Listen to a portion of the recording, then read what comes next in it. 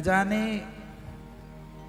कौन सा ऐसा पुण्य, कौन सा ऐसा सत्कर्म किस जन्म में हमसे बन गया होगा जिसके फल स्वरूप हमें वह रसामृत फल की प्राप्ति हुई है, हो रही है,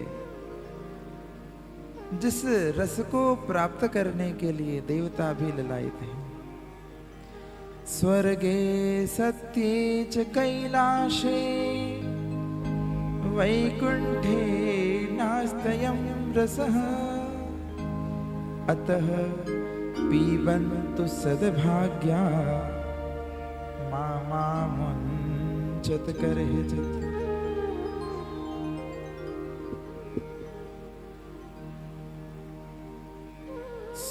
सत्ये स्वर्गे च कैलाशे, स्वर्ग में भी भगवान की यह रसमयी कथा स्वर्ग के देवताओं को भी प्राप्त नहीं है, नहीं मिलती। जब राजा परीक्षित को कथा श्रवण कराने के लिए श्री सुखदेव जी विराजमान हुए हैं, तब स्वर्ग से देवराज इंद्र समस्त देवताओं के संग सुखदेव जी के पास आए अमृत का कलश लेकर के, और सुखदेव जी से कहा कि हे गुरुदेव, आप यह अमृत, स्वर्ग के इस अमृत का कलश, इस अमृत को राजा परीक्षित को दे दो, राजा परीक्षित को प्रदान कर दीजिए। राजा परीक्षित को श्राप है कि उनकी 7 दिन में मृत्यु होनी है, तो उनको यह अमृत कलश दे दीजिए, जिससे उनका भय चला जाएगा, वो अमर हो जाएंगे। परंतु उसके बदले में भगवान, आप हमें भगवान की यह कथा अमृत प्रदान कर दीजिए। कथामृत प्रदान करने के लिए जब कहा, तो सुखदेव जी ने उनको देख करके हंस पड़े। सुखदेव जी देवताओं की ओर देखे और हंस गए और कहा, यदि किसी वस्तु के बदले में कोई वस्तु का मूल्य चुकाना हो तो उसके बराबर का मूल्य चुकाना चाहिए। श्रीमद् भागवत कथा के सम भागवत कथा का मूल्य तुम कहां से चुकाओगे? तुम इस भगवत कथामृत रस को, इस रसामृत को, उसके बदले में तुम अपने स्वर्ग के अमृत की तुलना कर रहे हो।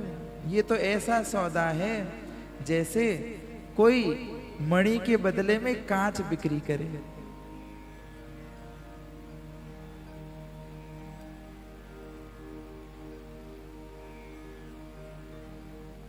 देवताओं को भी यह कथा नहीं दी। सुखदेव जी ने हंस करके भगा दिया कि तुम इसके लायक नहीं हो। स्वर्ग में ये भगवान की कथा उपलब्ध नहीं है। अनेक पुण्य करोगे, जीवन भर खूब कर्म करोगे, पर सब कर्मों की गति स्वर्ग तक ही है। पुण्य कर्म का फल स्वर्ग है, पाप का फल नरक में भोगना होगा। कुछ भी कर्म हम कर रहे हैं उसकी गति स्वर्ग तक है। उससे ऊपर कोई और श्रेष्ठ साधना कर ले, कोई जीव भगवान का बड़े, अब कोई खूब 100 यज्ञ करेगा, अश्वमेध यज्ञ कर ले, कोई 100 अश्वमेध यज्ञ करे तो इंद्र की पदवी मिल जाएगी, स्वर्ग ही मिलेगा। उससे भी श्रेष्ठ यदि कोई हो जाए तो ब्रह्मा बन जाएगा, ब्रह्म पद प्राप्त हो जाए। पर ब्रह्म पद प्राप्त होने पर भी ब्रह्मा जी को भी यह भगवान की श्रीमद् भागवत कथा, रस कथा प्राप्त नहीं है। स्वर्गे सत्ये च कैलाशे, सत्यलोक में, ब्रह्मलोक में भी भगवान की कथा प्राप्त नहीं है।